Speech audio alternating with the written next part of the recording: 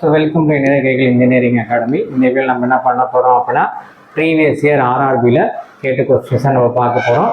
அந்த வரிசையில் இன்னைக்கு 21வது கொஸ்டின். ஓகேங்களா?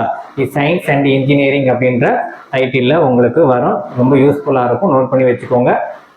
What is the unit of electric power? பவரோட யூனிட் என்னன்னு கேட்குறாங்க. பவரோட யூனிட் என்னன்னு கேட்குறேன். பவர் அப்படின்றது நார்மலாக ஆற்றல் அப்படின்னு சொல்லுவோம். ஆற்றலின் அலகு என்ன? ஓகேங்களா? பவரோட எலக்ட்ரிக்கல் பவரோட யூனிட் உங்களுக்கு என்ன அப்படின்னா வாட். எலக்ட்ரிக்கல் பவரோட யூனிட் என்னன்னா வாட் அப்படின்னு சொல்லுவோம். எலக்ட்ரிக்கல் யூனிட் என்ன வாட். நோட் பண்ணி வச்சுக்கோங்க. ஓகேங்களா?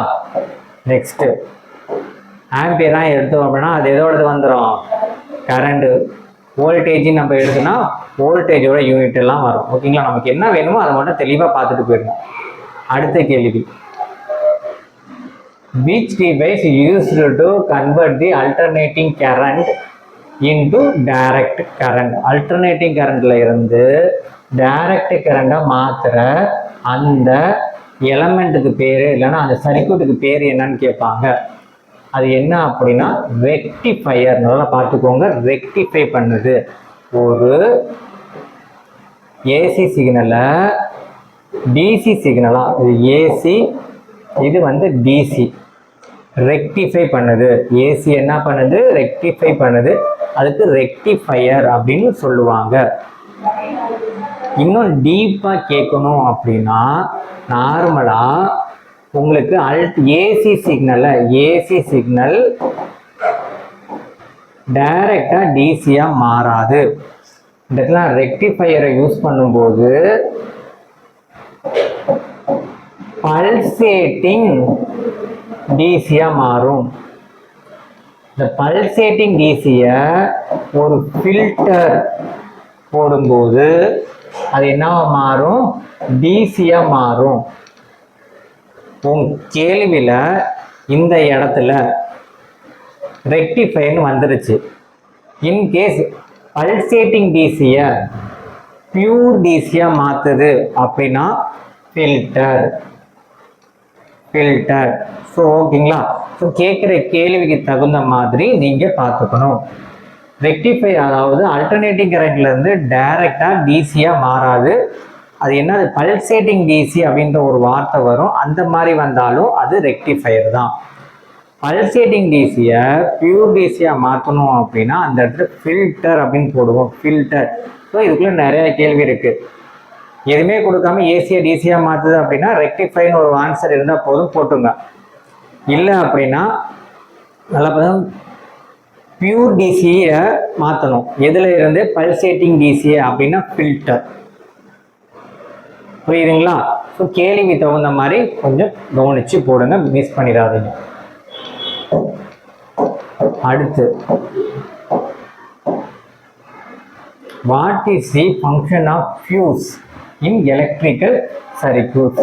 அது என்ன சார் ஃபியூஸ்ன்றீங்க? எர்த்துன்னு நம்ம.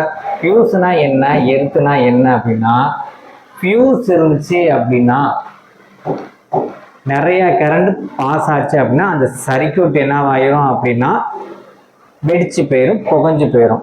நிறைய கரண்ட் பாஸ் ஆகும்போது நிறைய கரண்ட் வந்துருச்சு அப்படின்னு சொல்லி அந்த ஃபியூஸ் என்னவாகும் அப்படின்னா உள்ளுக்குள்ளேயே லைட்டா எரிஞ்சு போயிடும். அதனால என்ன வரும்? ஃபியூஸ் வந்து ஒர்க் ஆகி இதுக்கு இங்கிட்ட என்னவாது? கட் ஆஃபுக்கு போயிடும். அதாவது ஓப்பன் க்ளோஸ்ன்னு சொல்லிட்டோம்னு வச்சுக்கோங்களேன். ஈஸியாக நம்ம ஓப்பன் பண்ணுறோம், க்ளோஸ் பண்ணுறோம். இதுதான் ஃபியூஸ். இப்படி இருக்கும், ஓப்பனில் இருக்கும். இது மாதிரி க்ளோஸ் பண்ணி வச்சிருக்கிறத ஞாபகம் வச்சுக்கோங்க. இதெல்லாம் ரிலேயாக கூட இருக்கும். ஸோ இது மாதிரி ஞாபகம் வச்சுட்டீங்க அப்படின்னா இப்போ ஃபியூஸ் என்ன பண்ணால் நிறையா கரண்ட் இது வழியே ஃப்ளோ ஆகும்போது டக்குன்னு என்னவாயிரும்? பஸ்ட் ஆயிரும். அப்போ இந்த கட் ஆஃப் ஆகிடும். இதுக்கப்புறம் இதுக்கு இங்கிட்ட சர்க்யூட்டுக்கு போகாது. இப்போ சர்க்யூட் என்னவாக இருக்கும்? பாதுகாப்பாக இருக்கும். ஃபியூஸ் மட்டும்தான் போகும். ஃபியூஸுக்கு நம்ம என்ன பண்ணிக்கலாம்? ஃபியூஸை பிடிங்கிட்டு அதுக்கு தகுந்த மாதிரி கம்பியை போட்டுட்டு என்ன பண்ணிடுவோம்? நம்ம யூஸ் பண்ணிக்குவோம். ஸோ ஃபியூஸ் அப்படின்றது உன்னோட சர்க்யூட்டை பத்திரமா பாதுகாக்க ஃபியூஸ். ஓகேங்களா? எர்த்து இருக்கா நியூட்ரல் இருக்கான்னு கேட்பாங்க. அது எதுக்கு அப்படின்னா நம்மளை பாதுகாக்க எர்த்து ஷாக் அடிக்காம இருக்கணும். அந்த இடத்துல என்னவாகணும்? கிரவுண்ட் கனெக்ஷன் கரெக்டாக இருக்கணும். அந்த இடத்துல நம்மளை பாதுகாத்துக்கிறதுக்காக என்ன கனெக்ஷன் பண்ணுவாங்க, எர்த்து கனெக்ஷனு. சர்க்யூட்டை பத்திரமா பாதுகாக்க என்ன கனெக்ஷன் அப்படின்னா ஃபியூஸ் யூஸ் பண்ணுவாங்க. ஸோ எர்த்து ஃபியூஸை மாற்றிக்காதீங்க, கேட்பாங்க. அதுக்காக தான் நான் அதையும் உங்களுக்கு இந்த இதில் சொல்கிறேன். இப்போ நான் சொல்லேன், protect the circuit from over current, அதிகமான கரண்ட்ல இருந்து பாதுகாக்குது. அடுத்தது, what type of semiconductor material is commonly used for manufacturing transistor? என்ன சார் டிரான்சிஸ்டர் கிளி வருது அப்படின்னு கேட்குறாங்க. டிரான்சிஸ்டர் அப்படின்னு இன்ஜினியரிங் சப்ஜெக்ட்ல வரும். ஓகேங்களா? டிரான்சிஸ்டர்னா எமிட்டர், பேஸு, கலெக்டரு, அதுக்கு முன்னாடி பிஎன் ஜங்ஷன் அதெல்லாம் வரும், பார்த்துக்கோங்க. ஓகேங்களா? ஸோ டிரான்சிஸ்டரை தயாரிக்க தேவையான முதன்மையான மூலப்பொருள் என்ன அப்படின்னா சிலிக்கான். இன்கேஸ் சிலிக்கானுக்கு பதிலாக ஒரு ஜெர்மனியம்னு இருந்துச்சுன்னா நீங்கள் ஜெர்மனியை என்ன பண்ணிக்கலாம், சேவ் பண்ணி வச்சுக்கலாம். அதுவும் ஆன்சர் தான். ஓகேங்களா? ஒன்று சிலிக்கானாக இருக்கணும், இல்லைன்னா ஜெர்மனியமாக இருக்கணும். சிலிக்கானாக இருக்கணும், அப்படி இல்லைன்னா ஜெர்மனியமாக இருக்கணும். நோட் பண்ணிக்கலாம். Answer B silicon. அடுத்த கேள்வி, இங்கே PN junction diode what happen when it's forward bias? முன்ன பார்த்தது என்னது, டிரான்சிஸ்டர். இப்போ என்ன பார்க்குறோம், பிஎன் ஜங்ஷன். பிஎன் ஜங்ஷன்னா ஒரு பி இருக்கும், ஒரு என் இருக்கும். ஓகேங்களா? அது ஃபார்வர்ட் பயாஸில் இருக்குது அப்படின்னா கண்டக்ஷன் பண்ணும். ஃபார்வர்ட் பயாஸில் கண்டக்ஷன் பண்ணும், ரிவர்ஸ் பயாஸில் கண்டக்ஷன் பண்ணாது. நல்லா ஞாபகம் வச்சுக்கோங்க. இது இன்ஜினியரிங் வர்றதுனால திருப்பி இப்படி ஒரு கேள்வி வரும். ஃபார்வர்ட் பயாஸில் டிப்ளீஷன் ரீஜன் கம்மியாகும், ரிவர்ஸ் பயாஸில் டிப்ளீஷன் ரீஜன் அதிகமாகும். இந்த பாயிண்ட்டை உங்கள் மனசில் ஏற்றி வச்சுக்கோங்க. ஸோ ஃபார்வர்ட் பயாஸில் என்னவாகும், டிப்ளீஷனு வித்து கம்மியாகும். ரிவர்ஸ் பயாஸில் டிப்ளீஷன் வித்து அதிகமாகும். ஃபார்வர்ட் பயாஸில் கரண்ட்டு கண்டக்ஷன் நடக்கும். அதே ஞாபகம், ரிவர்ஸ் பயாஸில் கரண்ட்டு கண்டக்ஷன் நடக்காது. அதுதான் இங்கே போட்டிருப்பாங்க. கண்டக்டர் மின்னோட்டத்தை கடத்தும். நோட் பண்ணி வச்சுக்கோங்க. உங்களுக்கு யூஸ்ஃபுல்லாக தான் இருக்கும்னு நினைக்கிறோம், பார்த்துக்கோங்க. அடுத்தது, which is the following is a type of digital logic gate? இந்த செட்டில் பார்த்தீங்கன்னா உங்களுக்கு எல்லாமே வருது. எலக்ட்ரிக்கல் பாட்டு வருது, இசிஇ பாட்டு வருது, கம்ப்யூட்டர் பாட்டு வருது, எல்லா பாட்டுமே இந்த ஒரு செட்டில் வந்துக்கிட்டே இருக்கு. ஓகேங்களா? என்ன கேட்டுனா டிஜிட்டல் லாஜிக் கேட்டு. இதில் எது வந்து டிஜிட்டல் லாஜிக் கேட்டு? ஆம்பிளிஃபையரு, டிரான்ஸ்ஃபார்மர், அண்டி கேட்டு, பேட்ரி. பார்த்தோன்னே கண்டுபிடிச்சிடலாம். கேட், அண்டி கேட்டு, ஆறு நேண்டு, எக்ஸ்ஆரு, எக்ஸ்னாரு, இதெல்லாமே கேட்டு. ஓகேங்களா? ஸோ அண்டி கேட்டு, இதில் வந்து டிஜிட்டல் லாஜிக் கேட்டு. இதில் இன்னொரு கேள்வி கேட்க என்ன இருக்குது அப்படின்னா, யூனிவர்சல் கேட்டு என்னன்னு கேட்பாங்க. இந்த கேள்வியில் அந்த வார்த்தை இல்லை.